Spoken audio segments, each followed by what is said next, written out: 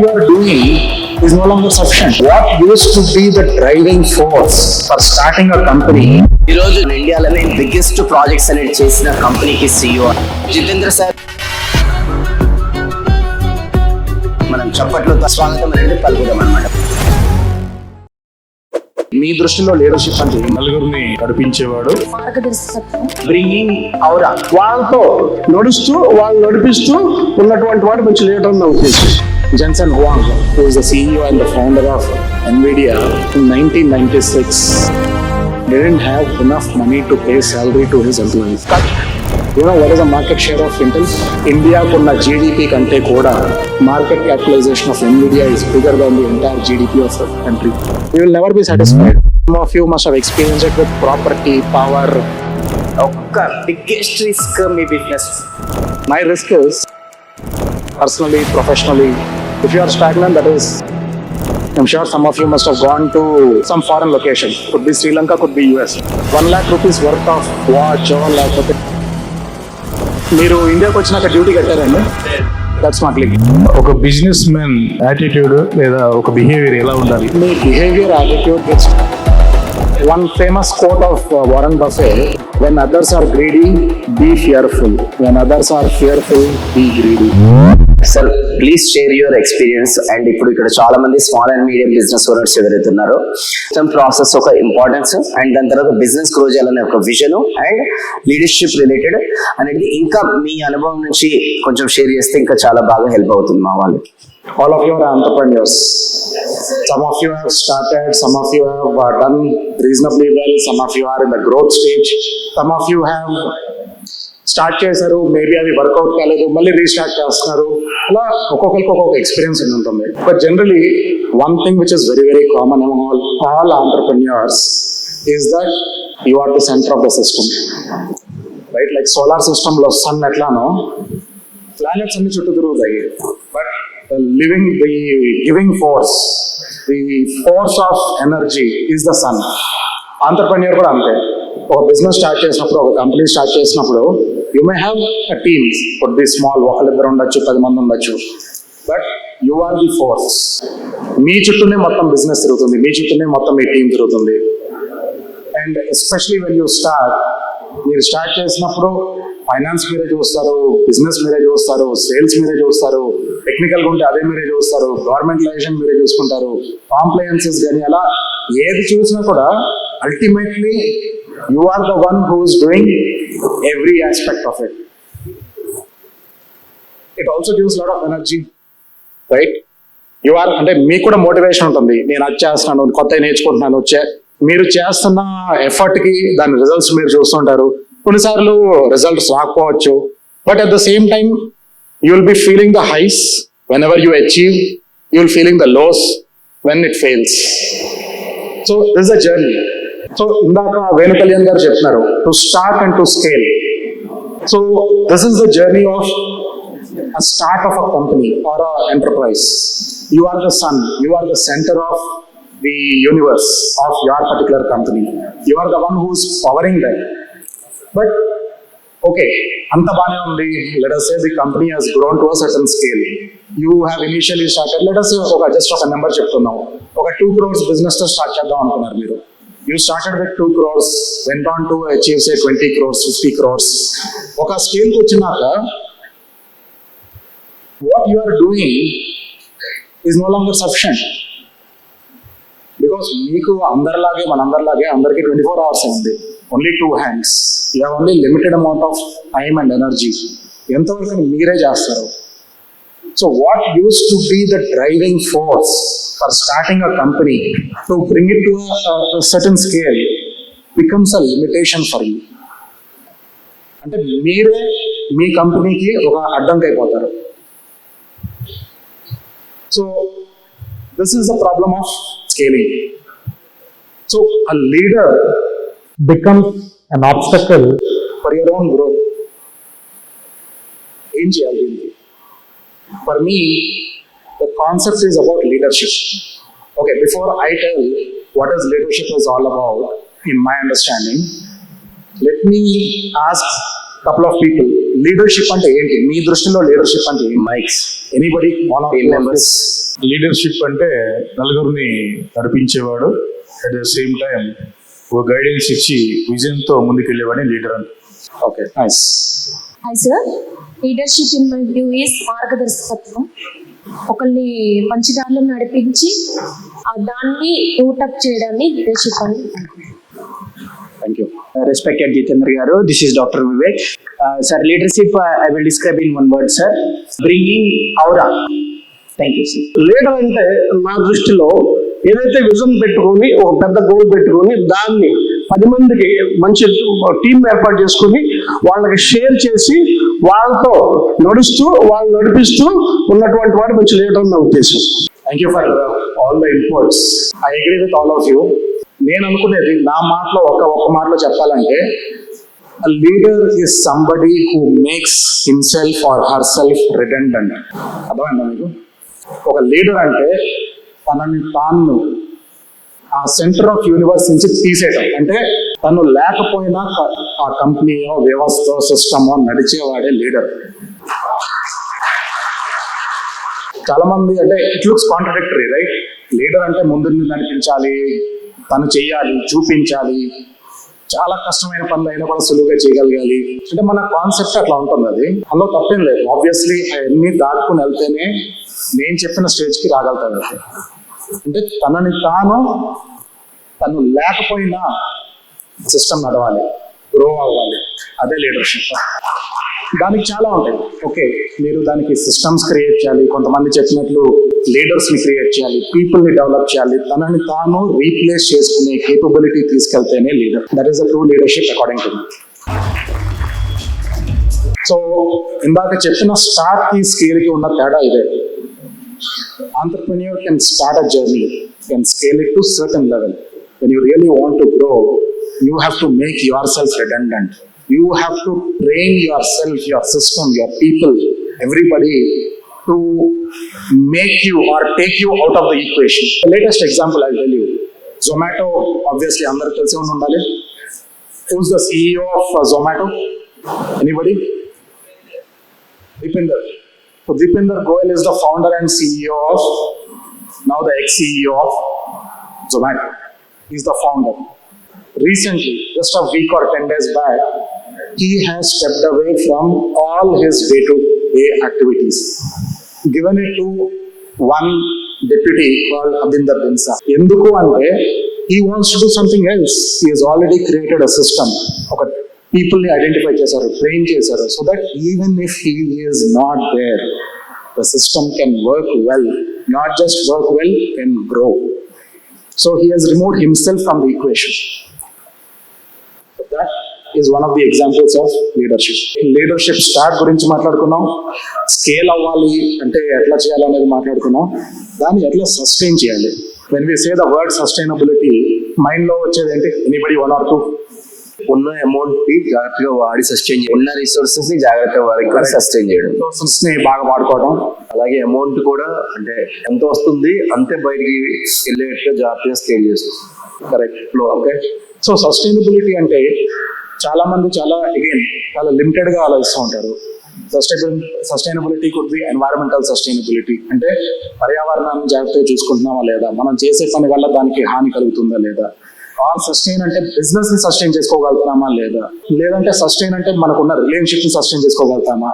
So the concept from scale to sustainability will come when again 3 pillars are there. First and foremost, economic sustainability. Any business అది బ్రతికుండాలి అంటేనే you need to have certain reasonable amount of profits, and from there you can make abnormal profits also, but abnormal profits all the time is not possible. You can do it in the initial stages, but దాన్ని sustain చేసుకోగలగాలి, దాన్ని growth చేసుకోగలగాలి. Environment is the second pillar. Yes, you are able to make money, you are able to grow, but మీరు పర్యావరణాన్ని damage చేసుకుంటూ వెళ్తున్నారు. అక్కడ కొంతవరకు మీరు grow చేయగలుగుతారు అది, బట్ 2 అప్లికేషన్స్. గవర్నమెంట్ కాంప్లయన్సెస్ వల్ల మీరు you will be against the law, so at some point of time you will be facing the backlash of the government, and be you are part of this planet, right? మన పిల్లలు, దాని తర్వాత వాళ్ళ పిల్లలు, వీళ్ళందరూ కూడా we are part of this planet. How are we going to sustain this planet for future when we are destroying it today, right now, because of our greed? The third is ethical sustainability. కొన్నిసార్లు profits కోసమో లేకపోతే business growth కోసమో I'm sure all of us must have side step. కొంతమంది రూల్స్ని bend చేసి ఉంటాం, కొంతమంది break చేసి ఉంటాం, కొంతమంది maybe they have gone beyond also. All of us somewhere or the other in some point of life, personally professionally, one way or the other. ఎంతమంది గుడిమే చేసుకుని చెప్పగలుగుతారో నేను సిగ్నల్ని జంప్ చేయాలి నా లైఫ్లో అని? Traffic signal out of maybe ఎంతమంది వచ్చారండి? 250 people. Out of that I can see 2 hands. You're talking about less than 1% of us can say that we have never even broken a simple law like traffic signal ఉన్నప్పుడు అర్జెన్సీలో దాటుకుని వెళ్ళలేదు అని. Okay Rajinikanth, I see you also. Let me add it to that. మన ఇండియాలో అసలు zebra crossing awareness కూడా లేదు sir. Signal కి ఎగ్జాక్ట్ ముందర వచ్చే అవుతారు. సో అట్లా లైఫ్ లో ఏది రూల్ మనం బ్రేక్ చేయలేదు, బెండ్ చేయలేదు అని మనసాక్షిగా చెప్పే వాళ్ళు ఎంతమంది ఉన్నారండి? I can't definitely lift my hand because I know that I have bent rules. I know I have broken some rules. But ethics అనేది కాన్సెప్ట్ లో is something which you cannot leave it from your core. అంటే మనకి మనస్సు మన being లో ఒక core అనేది మనం ఎప్పుడు పెట్టుకోవాలి. అది ఆ కోర్ లో ఎథిక్స్ అనే కాన్సెప్ట్, ఆ పిల్లర్ అనేది తీసేస్తే we will fall at some point of time. ఇప్పుడు ఇక్కడ ఈ స్టాండ్ ఉంది, టేబుల్ స్టాండ్ ఉంది, 1 or 2 legs తీసేయండి, can it stand? It's impossible. So it's like that. It's like a tripod. Business కూడా profits, sustainability in terms of environment, third ethics, ఈ మూడిట్లో ఏది లేకపోయినా ఒక స్కేల్ దాటిన తర్వాత ఇట్ విల్ ఫాల్. అంటే ఒక ఎథిక్స్ అన్నప్పుడు కూడా ఒక బిజినెస్ ఓనర్స్ కి ఉండాల్సిన, as a successful business owner కూడా అందులో కొన్ని మీరు చెప్తే బాగుంటుంది సార్. నేను ఎథిక్స్ క్లాస్ చెప్పినప్పుడు బట్ మీ మనస్సాక్షి అనేది ఉంటుంది ఒకటి. There is something called as a spirit and the law. Letter and spirit అంటారు దాన్ని. లాలో కూడా you can follow to the letter, you don't need to follow the spirit. Sometimes you can bend the law but you can upheld the spirit. ఈ 2 concepts మీరు అర్థం చేసుకోగలిగితే what you are doing అంటే మీ moral compass అంటారు కదా, మీ moral compass అనేది ఎప్పుడు క్లియర్గా ఉండాలి. అక్కడ are you bending, are you meeting the spirit or are you meeting the letter or both? If you are able to do both, great, fantastic. I think that's where the difference is. ఒక example ద్వారా చెప్పి. Okay example చెప్తున్నాను. Okay మీరు promissory note ఇచ్చారు ఎవరికో somebody, let us say మీరు అప్పు తీసుకున్నారు, దానికి ఒక ప్రామిసరీ నోట్ ఇచ్చారు. ఒక 1 crore అప్పు తీసుకున్నారు మీ బిజినెస్ కోసం. ప్రామిసరీ నోట్ ఏంటి? ఒక 1 year లో ఒక 10% ఇంట్రెస్ట్ లో నేను ఇది మీ అప్పు తీర్చేస్తాను అని. దానికి ఒక టైం లిమిట్ ఉంటుంది. So for example you default it, correct? Default చేసినాక ఒక 3 years తర్వాత దానికి టైం లిమిట్ అయిపోతుంది. So legally you are not bound to fulfil or uphold that promissory note. అది చట్టపరం. న్యాయం ఏంటి? మీరే కదా అప్పు తీసుకుంది, మీ రిక్వైర్మెంటే కోసం కదా. అవతల వాళ్ళు వ్యక్తి తన రిక్వైర్మెంట్ ఉన్నా మీకు ఇచ్చారు కదా, అది తీర్చవటం అనేది న్యాయం. So this is the difference between letter and spirit. Letter you can follow and say that yes నేను ప్రామిసరీ నోట్ ఇచ్చాను, దానికి ఎక్స్పైరీ అయిపోయింది, నేను చెల్లాల్సిన అవసరం లేదు అనేది, దట్ ఈస్ లెటర్. న్యాయం అనేది దట్ ఈస్ ద స్పిరిట్. తీసుకుంది మీరే, ఇస్తానన్న మాట ఇచ్చారు, దాన్ని ఇవ్వటం అనేది స్పిరిట్. ఒక లెవెల్కి వచ్చినాక ఈ start, scale, sustain, these are the 3 steps of any business. ఈ 3 stages కావాలంటే obviously growth, you need to have that kind of a growth which is legal, profitable, environmentally friendly, ethical. ఇందాక నేను చెప్పాను కదా ఒక ఎగ్జాంపుల్, లీడర్షిప్ అంటే మిమ్మల్ని మీరు ఈక్వేషన్ నుంచి రిమూవ్ చేసుకోవటం అనేది. Looks contradictory, right? Life is all about contradiction. I'll make a note. In fact, I made this because I wanted to get the numbers right. Warren Buffett అందరికి తెలిసిందే కదా, విన్నారా? Warren Buffett, one of the wealthiest man ever in the planet. His net worth is about 85, let me tell you exact number, $84.5 billion is his net worth. And his personal wealth. So, ఈ example ఎందుకు చెప్తాను కూడా మీకు తర్వాత చెప్తాను. Can you just give me one number? His age is 83, right? అతని wealth అంతా at the age of 65. Can anybody take a wild guess? అతని 65 ఏజ్ ఉన్నప్పుడు అతని ఒక ఆస్తి ఎంత ఉంటుంది అనేది ఒక ఫిగర్ అనేది చెప్పమంటున్నారు ఒక రఫ్ గా. 84.5 బిలియన్ డాలర్స్ ఉన్న అతని ఆస్తి ఇప్పుడు 83 అయితే అతని ఏజ్, తనకి 65 ఇయర్స్ ఉన్నప్పుడు ఏజ్ అతని ఆస్తి ఎంత ఉంటుంది? 40 to 50 billion dollars, $10 billion, $1 lakh billion dollars, $1 lakh. Okay. Do you know what is his wealth was? His wealth was $81.5 billion. అంటే $3 billion, my bad. అంటే 65 years దాటిన తర్వాత he earned $81.5 billion out of his $84.5 billion. At the age of 50, his wealth was $300 million. అంటే 50 నుంచి 83 వరకు his wealth has increased from 300 అంటే $0.3 billion నుంచి $84.5 billion it has grown. We are in that age group, right? Somewhere between the age of 30 to 50, 60 వరకులో ఉన్నాం మనం.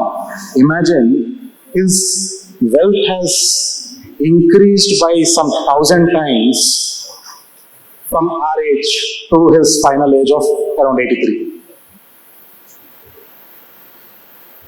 ఎందుకు చెప్తున్నాను అంటే he stuck to his philosophy. When you are, అంటే one famous quote of Warren Buffett, when others are greedy, be fearful. When others are fearful, be greedy.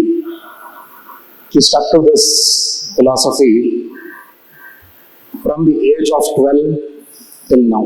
అంటే అవతల వాళ్ళు గ్రీడీగా ఉన్నప్పుడు మనం భయంగా చూసుకోవాలి అక్కడ ఉన్న సిచ్యువేషన్. అవతల వాళ్ళు భయపడుతున్నప్పుడు మనం గ్రీడీగా ఉండాలి అని. అంటే ఆపర్చునిటీస్ అందరూ ఇప్పుడు stock market, for example gold, silver అందరూ తెలిసింది ఎట్లా పెరుగుతుంది అనేది. Okay, this is by the way disclaimer, I'm not giving a prediction nor I'm I saying anything about the market, but just అందరు ఇప్పుడు వచ్చేస్తారు సిల్వర్ పెరిగిపోతుంది, గోల్డ్ పెరిగిపోతుంది అని చెప్పేసి అందరు దాంట్లో ఇన్వెస్ట్ చేయడానికి ట్రై చేస్తున్నారు. As per Buffett, this is the time you have to be careful. When others are fearful, that's the time you take advantage of the opportunity. ఇందులో కాంట్రడిక్షన్ ఏంటి అంటారా? Okay, he stuck to this philosophy lifelong.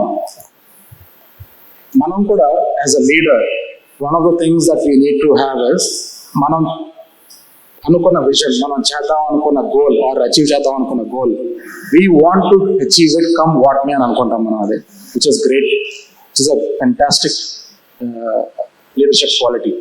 మనం పట్టుకున్న దాన్ని achieve చేసేవారు దానికి ఉండాలి అని. But at what point do you pivot? At what point do you say that, okay, I've tried my best, I've given my all, or maybe more than all. What is the time for me to make a change? What is the time that maybe this is not the right opportunity and go for a different opportunity? Is that good or bad? మనం పట్టుకున్న దాన్ని achieve చేసే వరకు దానికి ఎట్లానా సరే ఉండటం మంచి క్వాలిటీయా? లేదు, చేసాం, ట్రై చేసాం కానీ అవ్వట్లేదు, వేరే దానికి వెళ్ళిపోదాం అనుకుంటాం, అది మంచి క్వాలిటీయా? Okay, I will give another example. Now you tell me after this. I will not give an answer to this. I'll just leave a context to you. అంటే మీకు ఒక సిచ్యువేషన్ చెప్పి వదిలేస్తాను. ఏది మంచిది అనేది మీ అందరూ మీరు ఆలోచించుకోగలగాలి. Again to get my numbers right, Intel chip sets manufacture తెలిసి ఉంటుంది మీకు.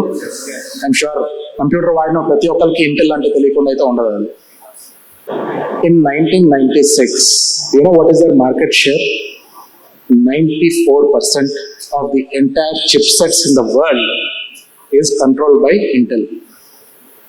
Their turnover or their market capitalization at that point of time, and we are talking about more than 30 years back, $110 billion. $110 billion ఆ టైంలో అంటే maybe ఒక 10-15 countries మాత్రమే దానికంటే market capitalisation ఎక్కువ ఉంటుంది. వరల్డ్లో ఉన్న 200 కంట్రీస్లో మనం ర్యాంక్ చేసుకుంటే వెళ్తే ఆ టైంలో ఉన్న market capitalisation maybe Intel would have been somewhere around 12th rank or 13th rank. అంటే ఒక కంట్రీకి ఉన్న జీడిపి కంటే ఇంటెల్కి ఉన్న market capitalisation was so unbelievably high. In this 30 years, okay, parallelly, NVIDIA అనే ఒక కంపెనీ ఇప్పుడు మీరు వినుంటారు. Some of you must have heard about it. In 1996, when it started creating the GPUs, it's a subset of our chips. Intel was doing the main processing chips. NVIDIA is doing GPUs under them. It was struggling. It was, అంటే literally ఇంకా నాకు business ఉంటుందా లేదా అనే స్టేజ్కి ఎడ్జ్కి వచ్చేసింది. Company close చేసేయాలని. Jensen Huang, who is the CEO and the founder of NVIDIA, in 1996 didn't have enough money to pay salary to his employees. Forget about market capitalization, forget about market share. Cut 30 years from 96 in 2026. You know what is the market share of Intel? Its market share is 1% or less than 1%, from 93% to 1%. Its market capitalization even now, after 30 years, is about $150-160 billion. Still big, but what it was $110 billion 30 years back, and after 30 years, $150 billion, it's like as good as death. NVIDIA, on the other hand, from nothing, from survival in 30 years, what you said, its market capitalization is $5 trillion. India kunna GDP kante koda market capitalization of NVIDIA is bigger than the entire GDP of a country. It is probably the third or maybe the fourth largest country if it was a country. Why? Intel stuck to its gun, saying that నేను chip ship చేస్తాను, అదే చేస్తాను, ఫోకస్గా చేస్తాను. It saw the heydays. అంటే ఒక 94% market share అంటే దాని తర్వాత ఇంకేముంటుందో. ఆ స్టేజ్ నుంచి ఒకే పాయింట్ మీద అదే చేస్తాను అనే దాని మీద literally it is now for sale. It doesn't know how to survive. NVIDIA నేను GPU చేస్తాను అని చెప్పి అదే పట్టుకొని 30 yearsలో ఫ్రమ్ సర్వైవల్ నుంచి it became $5 trillion company. Which is right, which is wrong? It's up to you. And ఇందాక మీరు add on to Warren Buffett the $85 billion related dollars చెప్పారు కదా సార్. సో అందులో ఇంకా బ్యూటీ ఏంటంటే almost I think 95% above is donated to charity. అంటే all this richest people అనేది business mans ఎవరైతే ఒక సర్టన్ స్టేజ్కి వచ్చిన తర్వాత ప్రపంచంలోని ధనవంతులు ఎవరైతే ఉన్నారో మళ్ళీ వాళ్ళ ఆస్తులంతా కూడా ఆల్మోస్ట్ 90-95% చారిటీకి డొనేట్ చేసేసారు. అంటే వాళ్ళు ఒక స్టేజ్ వరకే వాళ్ళ కోసం బతుకుతారు. దాని తర్వాత వీళ్ళు మళ్ళీ సొసైటీకి గివ్ బ్యాక్ చేయడం కోసం బతికి ఆ పర్పస్ ని ఇంకా స్ట్రాంగ్ చేసుకొని గివింగ్ బ్యాక్ కోసం టర్న్ ఓవర్ ని పెంచుకుంటూ వెళ్తున్నారు. అందుకోసం భగవంతుడు ఇంకెక్కువ ఇస్తున్నారు. ఒక ఫస్ట్ 1 crore టర్న్ ఓవర్ వరకు మీరు మీ పర్సనల్ సర్వైవల్ కోసం మీరు బిజినెస్ అనేది ముంగడు తీసుకెళ్తారు. 1 crore to 10 crores వరకు వచ్చేసి ఏంటంటే టీమ్ ఎవరైతే ఉంటారు కదా వాళ్ళ కోసం అనేది కొంచెం ముంగడు తీసుకెళ్ళడానికి మీరు కష్టపడతారు. 10 to 100 CR లో వచ్చేసి ఏంటి అంటే మార్కెట్ లో కస్టమర్స్ కి ఏదైనా చేయాలని చెప్పేసి మీరు కష్టపడుతుంటారు. ఆఫ్టర్ 100 CR దాటిన తర్వాత సొసైటీకి ఇండియా కోసం ఏదైనా చేయాలని చెప్పేసి ఇంటెన్షన్ లోపల స్టార్ట్ అయిన వాళ్ళు మార్కెట్ లో ఎదుగుతారు. It's a cycle and it's a leader transformation ఈ జర్నీలో. Very nicely said. In fact, that reminds me of Rockefeller. మీకు ఐడియా ఉంటుంది Rockefeller? At one point of time, he was the wealthiest man in the world by far. And అతను చేయని business అంటూ లేదు, అతను dominate చేయని ఫీల్డ్ అంటూ లేదు అక్కడ యుఎస్లో. సో ఎంత అంటే అమెరికా ఉన్న అప్పు అతను ఒక్కని తీర్చేయగలిగేవాడు. ఒకవేళ అమెరికాలో ఉన్న పబ్లిక్ డెట్ ఏదైతే అంటారో అది ఒక్కతను మొత్తం నా అమెరికాలో ఉన్న అప్పునంతా తీర్చేసేయగలిగే వెల్త్ని సంపాదించాడు. అంటే ఈ ప్రపంచంలో టాప్ మోస్ట్ పొజిషన్లోకి వెళ్ళినాక ఇంకా అతను చేయగలిగేది ఏంటి? ఇప్పుడు దాకా ఓన్లీ బిజినెస్ ప్రాఫిట్స్ చూసుకున్న అతను ఒక స్టేజ్కి వచ్చినాక తన హెల్త్ పాడైపోవడం చూసుకోవడం, అంటే హెల్త్ పాడైపోయింది, సాటిస్ఫాక్షన్ లేదు, ఇంకేం చేయాలి అనే, అంటే నా లైఫ్కి మీనింగ్ ఏంటి అని ఒక స్టేజ్కి వచ్చేసాక he started donating to the society. Doctors కూడా ఇంకా అతను అయిపోయింది, ఇంకొక 6 నెలల్లో సంవత్సరం తర్వాత బతకడు అన్న స్టేజ్ నుంచి ఇంకొక 5-6 years హ్యాపీగా హెల్దీగా బతికాడు. ఎందుకు అంటే he started donating it back to the society. Created foundations, created number of NGOs, trusts to benefit the society. మీరు కూడా ఆలోచించండి, మనీ ఇంపార్టెంటే, కరెక్టే. ఒక స్టేజ్లో సర్వైవల్ కోసం, ఒక స్టేజ్లో నీడ్స్ కోసం, ఒక స్టేజ్లో కంఫర్ట్ కోసం. After that how much more money is required? When will you be satisfied? నా లెక్క ప్రకారం we will never be satisfied if we don't assess or internally think about it by ourselves. There's no limit to wealth and there's no limit to satisfaction. మనకి ఇంత వస్తేనే satisfaction అన్నాక అక్కడికి వెళ్ళినాక అరే ఇంకొద్దిగా ఉంచి ఉంటే బాగుండేది, దీనికి ఇంకో 10 రెట్లు చేస్తే బాగుంటుంది అంటే I'm sure somewhere some of you must have experience it with property, power, with wealth, with the physical assets that you have, cars, house, sofa. అంటే ఇంకా దానికి లిస్ట్ అంటూ ఒక ఎండ్లెస్ అంటూ ఒక ఎండ్ అంటూ ఏమి ఉండదు. అది it's an endless concept of greed, if I have to put it in that word. So ఏ స్టేజ్లో మనకి ఇంపార్టెంట్, ఏ స్టేజ్లో మనకి okay now I'm good, I'm comfortable, దేనికంటే వెళ్ళాలి లేదు అనేది మీరు అసెస్ చేసుకోవచ్చు. So growth is good but growth is also bad. ఇందాక చెప్పాను కదా contradiction. Growth is fantastic up to a certain point, but after that growth is bad. What growth? We have to define that. A growth ఏంటి అనేది మనం define చేసుకోగలం. Leadership అది పట్టుకుని అదే సాధించాలా లేదా పివట్ అవ్వాలా? Maybe Intel must have could have survived if it has pivoted to GPUs instead of only chipsets. Is it again contradiction leadership లో? ఫస్ట్ చెప్పాను కదా మీకు లీడర్షిప్, నేను దగ్గరుండి అన్ని చెయ్యాలి, అన్ని దారి చూపించాలి, ఉన్న ప్రాబ్లమ్స్ అన్ని కష్టాలన్నీ తీర్చాలి, ఉన్న ఆబ్స్టకల్స్ అన్ని దాటాలి, లేదా నన్ను నేను ఈక్వేషన్ నుంచి తీసేయటం. Contradiction. Like life, leadership, business, growth, everything has a contradiction. How we balance that contradiction is what defines leadership. Video ఒకటి నేను మీకు చూపిస్తాను. Okay, can we just show the logo first if it is possible? Only the logo, not the video. Logo ఇది మీకు తెలిసే ఉంటుంది. What logo is this? Unanimous. Can we have the video please? Video.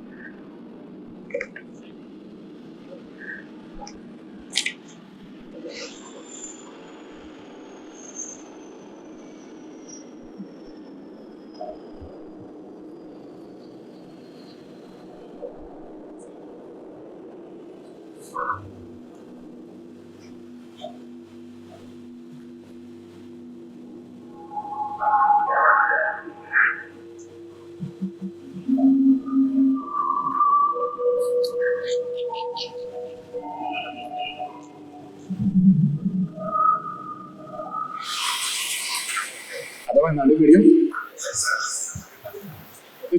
ఇది why I wanted to show this video is, as businesses,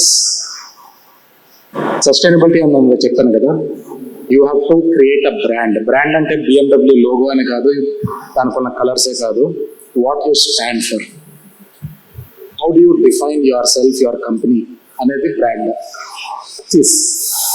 మీరందరూ ఒక ప్రోడక్ట్నో లేదా ఒక సర్వీస్నో sale చేశారనుకోండి కస్టమర్కి, what is that? It's a transaction.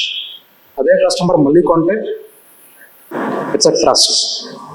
అదే కస్టమర్ 10 మందికి చెప్తే అది బాగుంది అంటే that's brand. So when you want to create that kind of when you want to sustain and grow, you have to create a brand.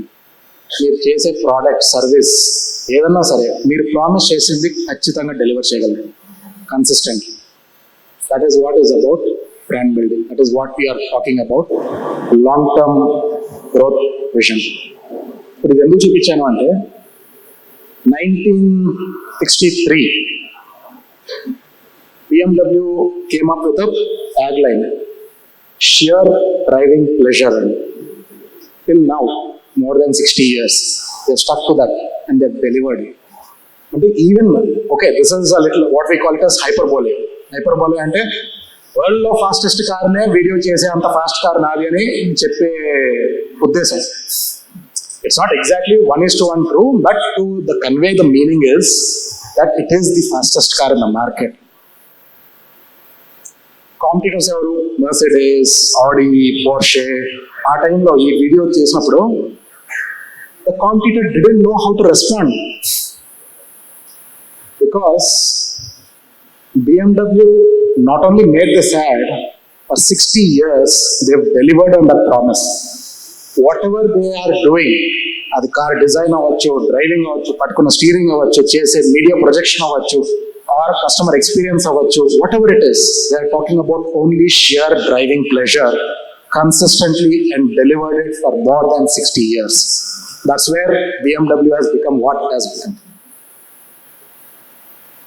Now, before concluding, I know I've taken a lot of time, but last 3 things which I would request all of you to reflect upon. First, tenacity as a quality. Tenacity అంటే ఇందాక చెప్పాను కదా, మనం ఒకటి పట్టుకుని ఒకటి దాని మీద దృష్టి కేంద్రీకరిస్తే అది సాధించేదాకా పట్టుకుని నడిపించి మనం అచీవ్ చేసే కేపబిలిటీ. ఎత్తుపల్లాలు వస్తాయి, you will find obstacles, you will find lot of issues, but you should have the tenacity to hold it and then take it. Contradictory ability కూడా చెప్తున్నాను, ఎజిలిటీ. మనం అనుకున్నప్పుడు సిచ్యువేషన్ ఒకలాగా ఉండొచ్చు, but things change, situations change, regulations change, circumstances change. Are you agile enough to take advantage of that change? Are you resisting the change or are you riding the change? You should have the agility. The third, execution. Last but not the least, execution. Look, a business success avalante execution. There is a saying called as execution eats strategy and vision for breakfast అంటారు. అది అంటే nothing is more important than execution in a business. Thank you. So ఒక 2-3 మెంబర్స్కి మనం అవకాశం ఇస్తాం. 5 members mic అనేది ఇక్కడ ఇవ్వండి, ఒక 2-3 మెంబర్స్కి. Hi sir, this is Rajesh. Hello sir. Sir మీరు చాలా గొప్పవారు సార్. మీలాంటి అంటే తప్పుగా అనుకోవద్దు సార్, మీ జర్నీ కొంచెం చెప్తే మా కోసం ఒక 3 minutes. Sorry sir. నా జర్నీ అంటూ everybody has their own journey. There is nothing called as good bad, nothing called great లో. నా ఎక్స్పీరియన్స్ లోంచి నేను చెప్పిన ఈ 4-5 పాయింట్స్ నా ఎక్స్పీరియన్స్ నుంచి చెప్పింది. ఇది లీడర్షిప్ కానీ, to make your self redundant, to make it a sustainable business, to create a brand, ఉన్న లీడర్షిప్ క్వాలిటీస్ కానీ.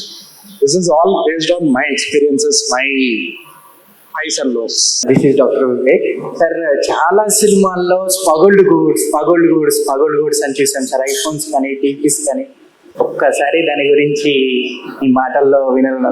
అండ్ సెకండ్ క్వశ్చన్ వచ్చి, ఒక్క biggest risk me business. And last question వచ్చి, సార్ మన డాక్టర్స్కి అందరికీ ఇన్సూరెన్స్ ఉంటుంది సార్, ఈ మెరైన్ వాళ్ళకి ఎలా ఉంటుంది sir insurance? Thank you sir. Smuggle goods అనేది it's a common phenomenon across the world. అది ఇప్పుడే ఏదో లేటెస్ట్ ట్రెండ్ లేకపోతే లాస్ట్ 100 years కూడా కాదు, థౌజండ్స్ ఆఫ్ ఇయర్స్ రాజుల కాలం నుంచి ఏదైతే నిషేధించబడుతుందో ఒక లొకేషన్లో అగేన్స్ట్ ద లా తీసుకురావడమే స్మగ్లింగ్. అది మీరు సిగరెట్ తీసుకోవచ్చు. ఇప్పుడు సపోజ్ మీరు కొంతమంది, I'm sure some of you must have gone to some foreign location, could be Sri Lanka, could be US, wherever it is. మీరు అక్కడ ఏదో ఒకటి కొన్ని తీసుకొచ్చి ఉంటారు కదా. ఎవరన్నా వెళ్ళి ఒక 1 lakh rupees worth of watch లేకపోతే ఎలక్ట్రానిక్స్ తీసుకొచ్చారు ఎవరన్నా? మీరు ఇండియాకి వచ్చినాక డ్యూటీ కట్టారండి? That's smuggling.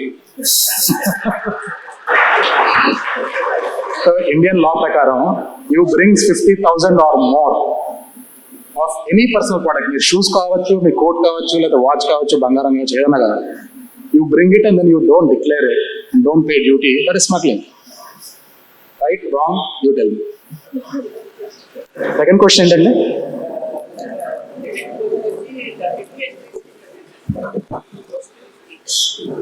No, I'm saying my risk is to become stagnant, personally, professionally, business-wise. If you are stagnant, that is, You're taking risk. your purpose is gone. That's the biggest risk that I see. Sir ఏం చెప్తున్నారంటే biggest risk ఏం మీరు తీసుకున్నారు అని అంటే, నేను అలానే ఉండిపోవడం అనేది నా లైఫ్లో నేను రిస్క్ తీసుకుంటున్నట్టు. సో నేను ఎప్పుడు కూడా అలా ఉండిపోలేదు, ఎప్పుడు కూడా 1 step అనేది నేను గ్రో అవుతున్నాను. Same turnover, same growth, same team, same life, same customers, same everything ఉంటుంది కదా, అది ఆల్రెడీ రిస్కే. అండ్ ఏ రిస్క్ తీసుకోకపోవడం కూడా పెద్ద risk. Exactly. Last question, you said. Insurance is there and అక్కడ అంటే షిప్స్ కి సపరేట్ ఇన్సూరెన్స్ ఉంటుంది, దాంట్లో ట్రావెల్ చేసే అంటే ఎక్స్పోర్ట్ ఆర్ ఇంపోర్ట్ చేసే గూడ్స్ కి సపరేట్ ఇన్సూరెన్స్ ఉంటుంది, షిప్స్ మీద పనిచేసే మెరైన్ టీమ్ కి సపరేట్ ఇన్సూరెన్స్ ఉంటుంది. సో డిఫరెంట్ క్లాసిఫికేషన్ ఏజెన్సీస్ అంటారు, P&I for example. So that does the entire insurance for the ships and the goods on top of that. There are reinsurance agencies under that. They do bigger risks. Then there are insurance agencies. Then there are commission agents or brokers. Each one does at a different level depending upon the type and the amount of insurance. మీరు 1 lakh తీసుకుంటే ఒకళ్ళు చేస్తారు, 1,000 crores insurance తీసుకుంటే ఒకళ్ళు చేస్తారు. Yes, చెప్పండి. నమస్కారం sir, నేను మిమ్మల్ని ఫాలో అవుతూ ఉంటాను రెగ్యులర్గా. చాలా సంతోషం ఈరోజు 1-to-1 మీతో మాట్లాడడం అనేది. Feel proud today. ఈ పర్యావరణాన్ని గురించి మీరు చేస్తున్నటువంటి దీంట్లో నేను కూడా మిమ్మల్ని మోడల్గా తీసుకొని 2 things I did. 2 state CM ద్వారా నేను అవార్డు కూడా పొందాను ఎకో ఫ్రెండ్లీగా. ఉన్న కేరళ అండ్ తెలంగాణ నుంచి మీ యొక్క ఇన్స్పిరేషన్తో ఈరోజు నేను ఇక్కడ కలుస్తాను అనడం వేణు కళ్యాణ్ గారికి థ్యాంక్ యూ అండి. చాలా బ్యూటిఫుల్ ఇది. ఈరోజు మీరు చెప్పారు ఒకటి బాగా కనెక్ట్ అయింది, లీడర్షిప్ గురించి. తను లేకపోయినా తన ఆర్గనైజేషన్ నడిపించే ఒక గొప్పతనాన్ని సృష్టించే ఎవరైనా ఉన్నారంటే అతను లీడర్ అని. మీరు ఈ యొక్క హైట్స్కి ఎదగడానికి మీ యొక్క చాలా ఈరోజు ప్రతి వర్డ్ కూడా నేను మీతో కనెక్ట్ అయ్యాను. లీగల్ అనేది లెటర్లో రాసింది లీగల్గా ఉండొచ్చు, కానీ మోరల్ ఉంటుందన్నారు చూసారా, ఇట్స్ గ్రేట్ సార్, అది excellent sir. Thank you. Thank you.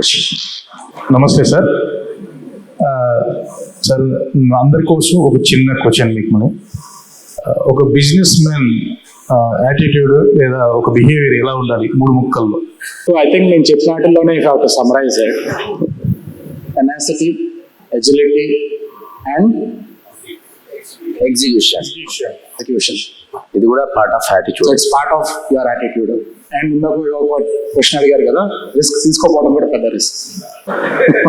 అంటే ఇవన్నీ కూడా సార్ ఇప్పటిదాకా చెప్పినాయి, అవన్నీ కూడా పార్ట్ ఆఫ్ యాటిట్యూడ్. అంటే మీ behaviour attitude gets defined by your core value. మీ కోర్ వాల్యూ ఏంటి అనేది ఇప్పుడు అంటారు కదా, అనుకున్నది ఆలోచించేది చేయటం అనేది అలైన్మెంట్ ఉందనుకోండి మీకు, then you are perfectly in sync with yourself, with nature, with the purpose that you are doing. మీరు అనుకునేది ఒకటి, ఆలోచించేది ఒకటి, చేసేది ఒకటి ఉందనుకోండి, it is not only bad for your business, it's also very bad for your body.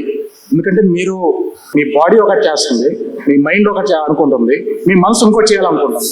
అంటే మీ బాడీని 3 డైరెక్షన్స్ లో మీరు పుల్ చేస్తున్నారు. అది so that alignment is very very important. Thank you very much. Hi sir, hello, నా పేరు అభిరామ్ రెడ్డి. అంటే general గా ప్రతి కంపెనీలో కొన్ని ప్రాబ్లమ్స్ అనేది ఉంటాయి.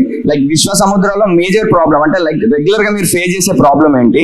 జనరల్ గా మేము when we growing our scale మేము ఎట్లాంటి ప్రాబ్లమ్స్ మేజర్ గా ఫేస్ చేస్తామో అట్లాంటి ఫేస్ చేద్దంటే మేము ఎట్లాంటి స్ట్రాటజీస్ అండ్ ఎట్లాంటి థింగ్స్ మేము ఇంప్లిమెంట్ చేయాలి చెప్పగలుగుతారా సార్? Young entrepreneur. ఇప్పుడు నేను చెప్పాలంటే అసలు నాకు రోజు కూర్చోవాలంటే అట్లాంటి ఇష్యూస్ ఏంటి, ఎలా చేయాలి అనేసి. But yeah, I give you the issue ఏంటి అనేది చేసే బదులు చాలా మంది యాటిట్యూడ్ చెప్తారు, అంటే థాట్ ప్రాసెస్ ఎట్లా ఉండాలి అని చెప్తాను మీకు. ఇష్యూ వచ్చినప్పుడు అరే ఇష్యూ వచ్చేసింది, దీనివల్ల ప్రాబ్లం అయిపోతుంది, నేను ముందుకెళ్ళలేకపోతున్నాను, ఆగిపోయింది, అది ఆలోచించడం బెటరా? ఓకే, వచ్చింది, ఇష్యూ వచ్చింది, మీ కంట్రోల్లో ఉందా? గ్రేట్, దానికి ఏంటి సొల్యూషన్ ఏంటి? Move forward, execute that solution so that you can remove the problem. మీ కంట్రోల్లో లేదా వదిలేయండి. What is in your control, ensure that you execute it with the problem, with the solution. If it is not in your control, go beyond that problem. ఇప్పుడు మీరు ఈ room నుంచి బయటికి వెళ్ళాలి, మీరు మీ తలని తీసుకెళ్ళి ఆ గోడని బద్దలు కొడుతూనే ఉండొచ్చు, లేదా డోర్ ఓపెన్ చేసుకొని బయటకు వెళ్ళొచ్చు, రైట్? సో ప్రాబ్లం అనేది ఈ రూమ్, మీరు బయటకు వెళ్ళడం అనేది సొల్యూషన్ ఆర్ రిక్వైర్మెంట్. సొల్యూషన్ మీరు గోడను బద్దలు కొట్టుకుని వెళ్తారా, కలిపి తీసుకుని వెళ్తారా అనేది, ఎట్లా మీరు వెళ్తారు అంటే సొల్యూషన్ ని, ఆ ప్రాబ్లమ్ ఎట్లా అప్రోచ్ చేస్తారు అనేది concept. Thank you sir. So మనం చాలా మటుకు అనేది ఆ అప్రోచింగ్ లో ఫెయిల్ అవుతున్నాం ఇక్కడ. సో అప్రోచింగ్ అనేది ఇందాక సార్ చెప్పినట్టు అది ఒక్కటి కరెక్ట్ చేసుకుంటే మన లైఫ్ అనేది జేకర్ లాగా వెళ్ళిపోతుంది. ఇంకెవరు ఆపలేరు, ఇంకా ఆపలేడు అంటే మీవే. సో ప్రతి మనిషి జీవితంలో ఇందాక చెప్పినట్టు సార్ అనేది ఆ ప్రాబ్లమ్స్ అనేది ప్రతిరోజు ప్రతి క్షణం వస్తూనే ఉంటాయి అన్నమాట. సో కొంతమంది ఏం చేస్తారంటే సొల్యూషన్ ఓరియంటెడ్ మైండ్ సెట్ పెట్టుకొని దానికి వాట్ నెక్స్ట్ అనుకొని దాని దగ్గర అడుగులు వేస్తారు. కొంతమంది ఆ ప్రాబ్లంకి అనేది రియాక్ట్ అవుతారు అనమాట. అంటే ఇది ఇట్లా వచ్చింది, అయ్యో ఇట్లా అయిపోయింది, ఇది ఇట్లా అనుకుంది, ఇది ఇట్లా జరగకూడదే, అసలు నాకెందుకు జరిగింది అని చెప్పేసి ఇది బాధపడుకుంటూ సొల్యూషన్ వైపు వెళ్ళకుండా దాన్ని అనేది మొత్తం డిగ్ చేసి ఇంకా దాన్ని వాళ్ళ లైఫ్ కి అటాచ్ చేసుకొని దానికి మీనింగ్ క్రియేట్ చేసుకొని బాధపడుకుంటూ వస్తుంది కదా. దాన్ని జితేంద్ర గారికి నమస్కారాలు సార్. నా పేరు సురేష్ అండి, నేను గుంటూరు నుంచి వచ్చాను. ఓకే, నాది బయోడీజిల్ మ్యానుఫ్యాక్చరింగ్ సార్. బయోడీజిల్ మ్యానుఫ్యాక్చరింగ్లో మేము చాలా ట్రబుల్స్ ఫేస్ చేస్తాము. ఒకటి వచ్చేవరకు నేను, మీకు తెలిసి ఉంటుంది, ఇథనాల్లో మీరు ఉన్నారు కాబట్టి బయోడీజిల్లో యాక్చువల్గా గవర్నమెంట్ పాలసీ ఎక్కువ ఉంటుంది. మాకు government policy rates, raw material price increase అయితే మేము వాళ్ళకి సప్లై చేయలేము. అలా వాళ్ళు తక్కువ కోడింగ్ ఇస్తారు, ఆ టైంలో మేము పార్టిసిపేట్ చేయలేము. పార్టిసిపేట్ చేయకపోవడం వల్ల లాస్ట్ 1 year నేను కంపెనీని ఫుల్ షట్ డౌన్ చేయాల్సి వచ్చింది. అలాంటి టైంలో నేను ఏం చేయాలి? నాకేంటంటే వేరే ఆల్టర్నేటివ్ లేదు, ఓన్లీ బయోడీజిల్. నాకున్నది మొత్తం బయోడీజిల్లో పెట్టేసేసాను మ్యానుఫ్యాక్చరింగ్ ఇండస్ట్రీలో. నా స్టాఫ్ని నేను ఎలా కాపాడుకోవాలి? నాకేంటంటే చిన్న బ్యాక్ బోన్ ఏంటంటే నా బ్రదరు, అతను సాఫ్ట్వేర్ సింగపూర్లో. అతను ఆ టైంలో నాకు 1 year ట్రబుల్ అయ్యి కంపెనీ నడపలేకపోతుంటే ఆ టైంలో అతను శాలరీస్కి, స్టాఫ్కి అతను వచ్చిన శాలరీ మొత్తం నా స్టాఫ్కి పంపించేసేసి స్టాఫ్ మొత్తానికి అతనే హ్యాండిల్ చేసుకోవడం. అలా నేను కంపెనీ నడుపుతా ఉన్నాను. కొన్ని టైమ్స్ గవర్నమెంట్ సపోర్ట్ ఉండట్లేదు, అయినా కానీ బేస్ చేసుకొని ఉన్న వరకు లాక్ వస్తున్నా కానీ దాన్ని నా భరించలేనంత విధంగా గవర్నమెంట్ ఏం చేస్తుందంటే పాలసీ సరిగ్గా తీసుకురాలేకపోవడం, ప్రైస్ ఇవ్వకపోవడం డిఫరెంట్గా ఉంటుంది. ఆ టైంలో నేనేం చేయాలని కొన్ని విధాలుగా ఆలోచిస్తే ఇంపోర్ట్ ఎక్స్పోర్ట్ మా దాంట్లోనే బై ప్రొడక్ట్స్ వస్తూ ఉంటాయి, అవి చేద్దామని చెప్పి కొన్ని టీమ్స్తో మాట్లాడితే వాళ్ళ దగ్గర నుంచి సరైన రెస్పాన్సిబిలిటీ రాలేదు. అది ఒకటి.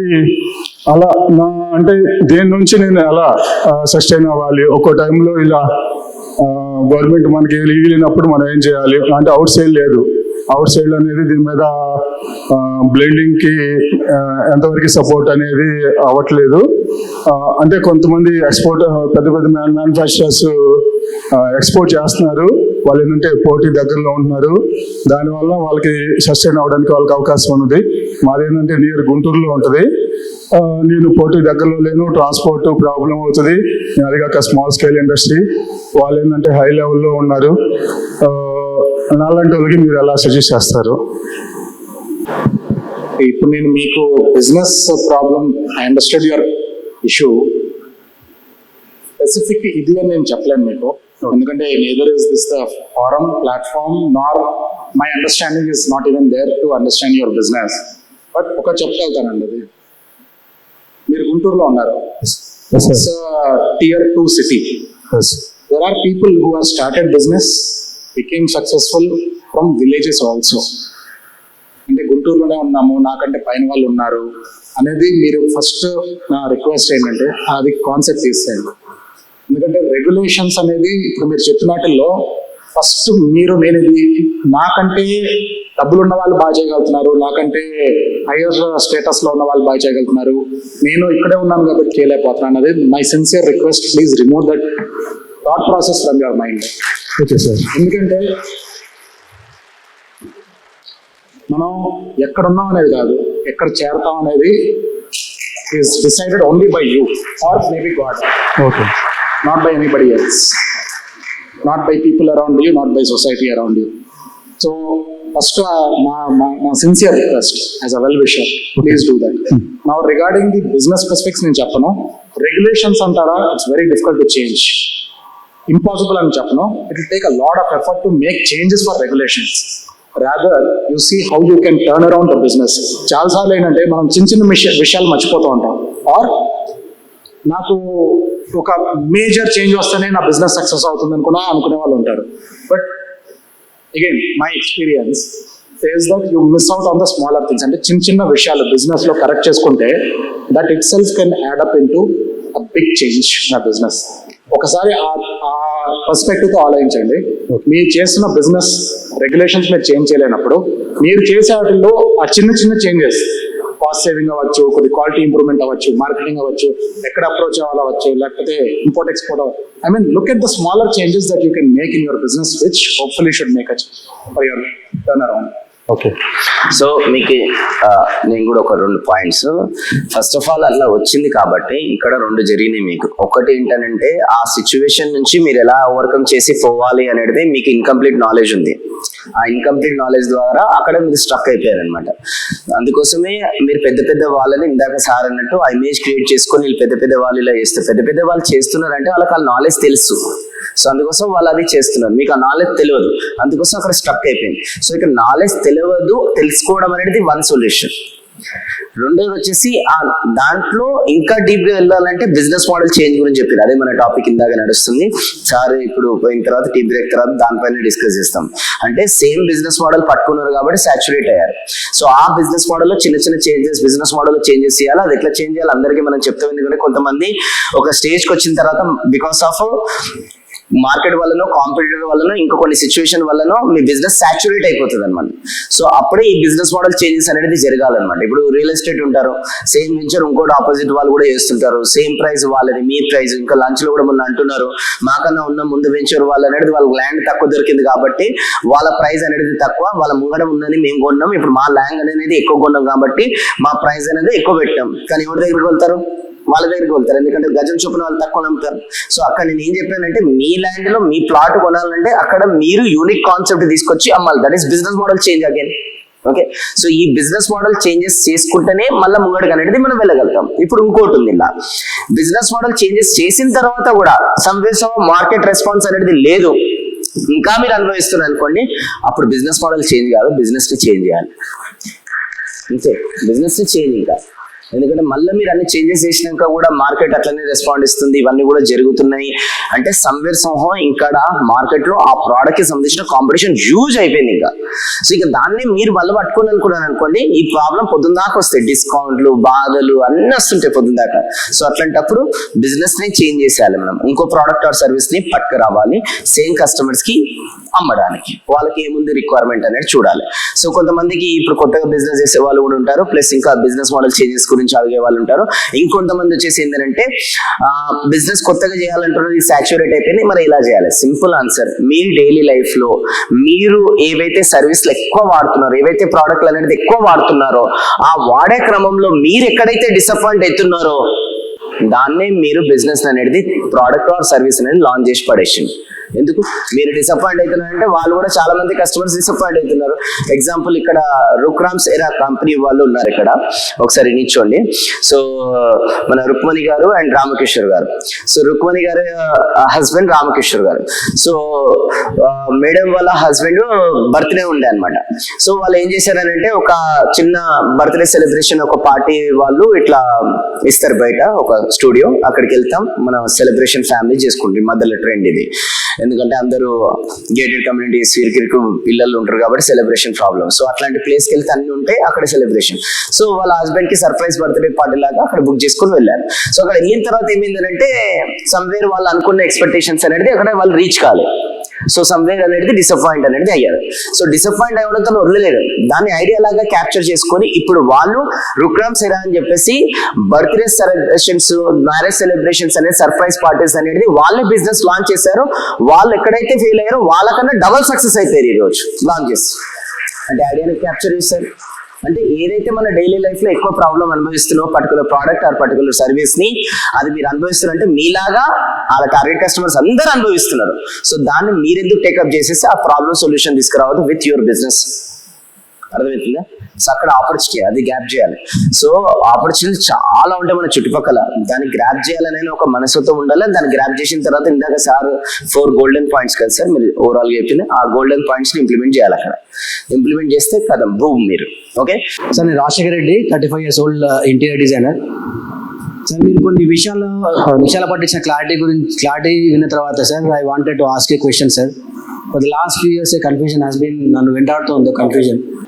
అదేంటి అంటే sir, I was stood as a state ranker in my 10th and intermediate. Sorry, come again. I was a state ranker in my 10th and intermediate. Okay. And when I joined in engineering, BTech, electronics communications, joined in sir. When I joined there, అప్పుడు start అయింది confusion. ఏంటంటే నేను ఎప్పుడైతే join అయ్యానో then I got to know that నాది ఈ electronics and communication ఏతుందో concept నాది కాదు, యాక్చువల్లీ నేను డిఫరెంట్ ఫీల్డ్లో ఉండాల్సిందని చెప్పేసి బీటెక్ అయిపోయిన తర్వాత join in training sir, because teaching was my passion from the childhood. After teaching కొన్ని ఇయర్స్ తర్వాత I taught for schools, engineering colleges, intermediate colleges, degree students and group students, everybody. ఒక point వచ్చిన తర్వాత okay satisfied అని చెప్పేసి I went to other field, that is cinema industry. Because నాకు teaching కాకుండా వేరే ఏముంటుంది అని కొంచెం ఆలోచిస్తే నాకు I'm interested in writing sir, cine writing, songs writing and all. When I went there I work for TV channel call ETV as a creative director. అప్పుడు work చేసిన తర్వాత నాకు ఏమనిపించింది అంటే సార్, ఆ సర్కమ్స్టాన్సెస్, అట్మాస్ఫియర్ నాకు నచ్చలేదు. అంటే what I thought is different. Cinema industry ఎలా ఉంటుంది అనుకుంటున్నా అలా లేదు. So I came out of it after 2 years. Then మళ్ళీ ఏం చేయాలి అని ఆలోచించినప్పుడు I want to start some earnings, because నా ఏజ్ అలాంటిది అప్పుడు 23-24 years old. సో ఎర్నింగ్స్ అంటే బెటర్ సాఫ్ట్వేర్ ఇండస్ట్రీ ఉంటాయి కాబట్టి I started a software training institute. And a lot కొన్ని చేసిన తర్వాత నాకు అర్థమైంది ఏంటంటే నేను చేసేది ఓన్లీ డబ్బుల కోసమే, is not I wanted. Then I left the job, I left the company self. కొన్ని స్ట్రగుల్స్ ఫేస్ చేశాను, ద సేమ్ టైం కొంచెం సాటిస్ఫాక్షన్ లేదు. Then I started real estate. Real ఎస్టేట్లో స్టార్టెడ్ ఎర్నింగ్ మోర్, డబ్బులు ఎక్కువ వచ్చినాయి, అమౌంట్ బాగా వస్తుంది అనే ఫీలింగ్లో ఉన్నాను. But that was something different sir. నా ఫీలింగ్ ఏమంటే రియల్ ఎస్టేట్లో అబద్ధాలు చెప్పి ప్లాట్ అమ్మడం అనేది కూడా నాకు కాన్సెప్ట్ నచ్చలేదు. So then I have shifted to construction field.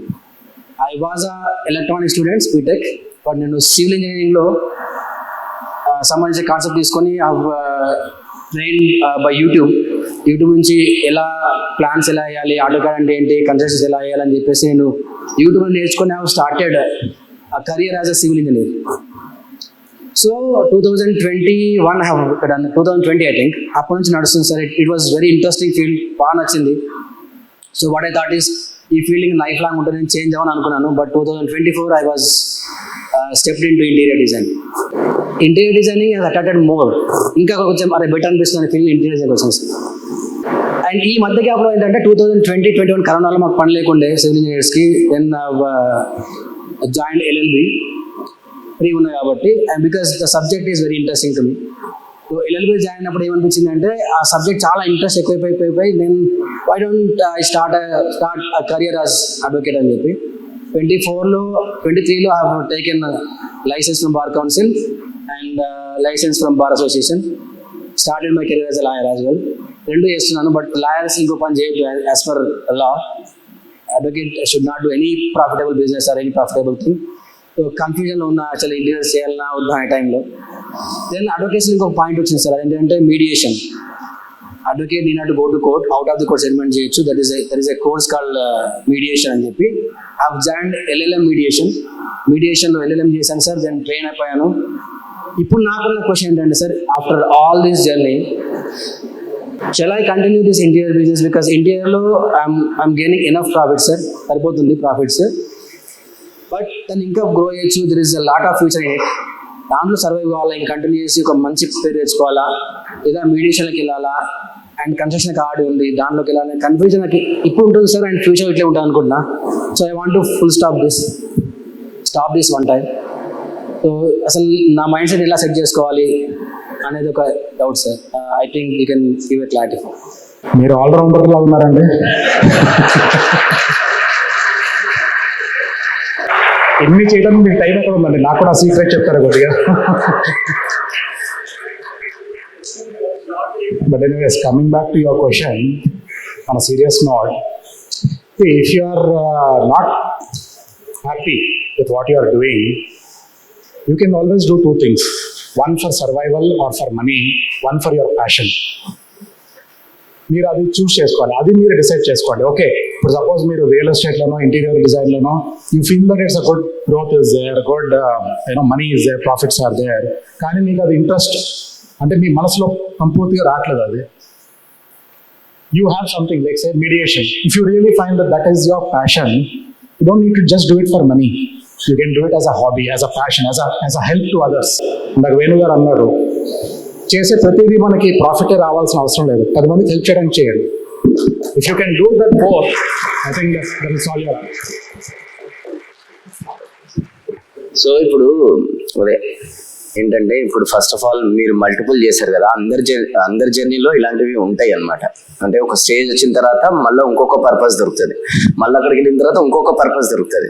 Okay, ఇవి అందరి జర్నీలో జరుగుతుంది, మీ జీవితంలో జరుగుతుందో మీరు అనుకోకండి. ఫస్ట్ ఆఫ్ ఆల్ నా జీవితంలో కూడా జరిగింది, అందరి జీవితంలో జరిగింది, సార్ జీవితంలో జరుగుతుంది, అవుతుంది ఇది. ఓకే, సో ఇప్పుడు ఒక స్టేజ్కి వెళ్తున్న కొద్దీ మనకు క్లారిటీ అనేది వస్తుంటుంది అనమాట, పర్పస్ అనేది మనకు మీనింగ్ అనేది తెలుస్తుంటుంది అనమాట. That is where maturity and మనిషి ఇన్వాల్వ్మెంట్, లీడర్షిప్ అవన్నీ గ్రో అవుతుంటాయి. సో ఇప్పుడు మీకు interior designer, real estate and law, construction 4 కదా. సో 4 ఇట్లో అన్ని 100% ఇచ్చారా? 4 అన్ని సగం సగమా? అన్ని సగం. So right.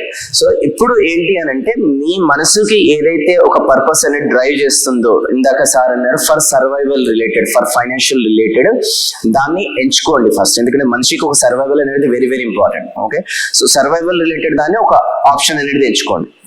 ఓకే, సో ఇప్పుడు దాంట్లో రియల్ ఎస్టేట్ ఫేక్ మోడల్ చెప్పాలంటే ఫేక్ మోడల్ చెప్పదు, కానీ ఇప్పుడు అన్ని కంపెనీలు ఫేక్ మోడల్ చెప్పి చేస్తలేదు. దేర్ ఆర్ ఫ్యూ కంపెనీస్ ఎవరైతే జెన్యూన్ కూడా చేస్తున్నాయి. మీరు ఎంచుకునే కంపెనీ బట్టి ఆధారపడి ఉంటుంది అది. సో ఓకే, సో అలాంటిది మీరు కంపెనీ ఎంచుకొని ఒక రియల్ ఎస్టేట్ అనేది స్ట్రిక్ట్ గా మంచిగా సర్వైవల్ పట్ల అట్లా చేసుకోండి. లేదంటే ఇంటీరియర్ డిజైన్ అన్నా సర్వైవల్ పట్ల అట్లా బాగా చేసుకోండి. ఓకే, కన్స్ట్రక్షన్ అన్నా సర్వైవల్ పట్ల. ఈ కన్స్ట్రక్షన్, ఇంటీరియర్, రియల్ ఎస్టేట్ ఈ మూడిట్లో ఏది ఎక్కువ కిక్ ఇస్తుంది మీకు? ఇంటీరియర్ చేసుకోండి మంచిగా. ఎందుకంటే ఇంటీరియర్ క్రియేటివ్ ఫీల్డ్, ప్రతి ఒక్క కస్టమర్ డిఫరెంట్ చేయాలి అని చెప్పేసి అందులో ఆనందం మీకుంటే అది చేయండి. Okay, and for passion related ఏది చేయాలని ఉంది మీ మనసులో? మీడియేషన్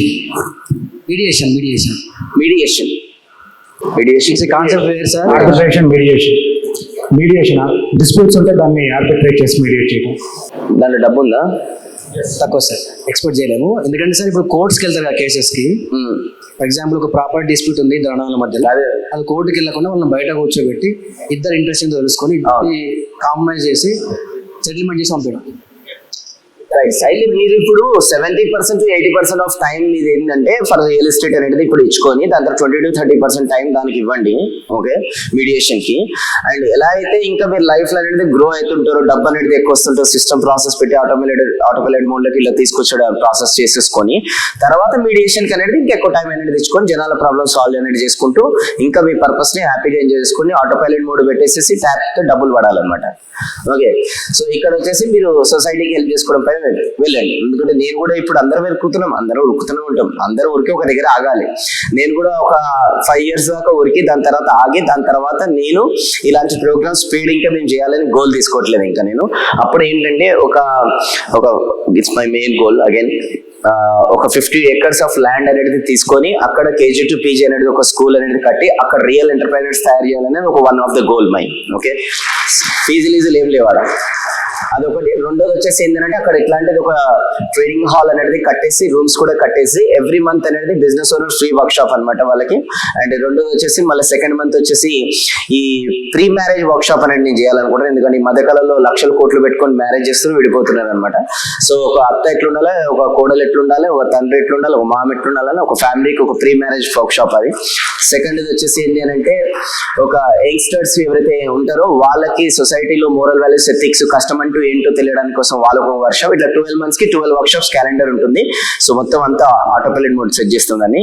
సో అందరూ ఒక్కొక్క మంత్ వచ్చేసి ఒక్కొక్కరు నేర్చుకొని అక్కడ వెళ్తారు. ఇట్స్ ఆల్ ఫ్రీ ఇంకా. ఓకే, ఇప్పుడు Art of Living Isha Foundation ఎట్లుందో అట్లా యూనిక్ ప్రశాంత్ అనేది నా పేరు అది. సో అక్కడ పెట్టి ఇవన్నీ ఎస్టాబ్లిష్ చేయాలని ఇది నా మెయిన్ ఏంది పర్పస్. ఇది పర్పస్ నాకు డ్రైవ్ చేస్తుంది ఇది.